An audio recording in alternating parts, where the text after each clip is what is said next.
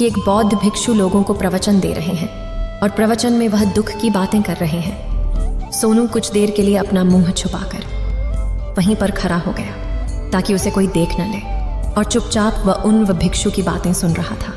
बौद्ध भिक्षु सभी को प्रवचन में कह रहे थे कि दुख हमारा सबसे बड़ा साथी है। हमें दुख अपने जीवन के बारे में समझाता है और हमें सही जीने का तरीका बताता है।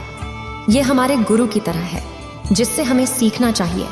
आप चाहें तो अपने जीवन में अपने दुखों को अपना गुरु बना सकते हैं और उससे सीख सकते हैं, या फिर आप चाहें तो अपने दुखों पर बैठकर रो सकते हैं, लेकिन इससे आपको कोई लाभ नहीं मिलेगा, बल्कि आप दिन ब दिन और कमजोर होते जाएंगे, निराश होते जाएंगे।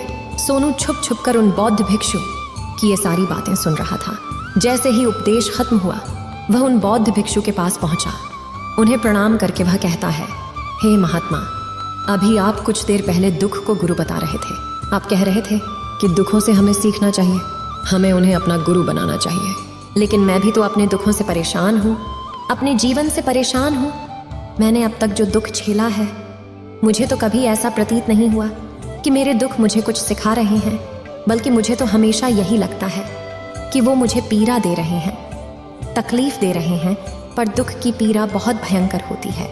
ऐसा लगता है अब इसके बाद हमारा जीवन समाप्त हो जाएगा, इसके बाद हमें कुछ नहीं मिलने वाला, और यहाँ तक कि हमें मृत्यु भी उसके सामने कम लगती है। जब लोग ताने मारते हैं, जब लोग ये कहते हैं कि तुम क्या कर रहे हो, तो मन को बहुत ठेस पहुँचती है।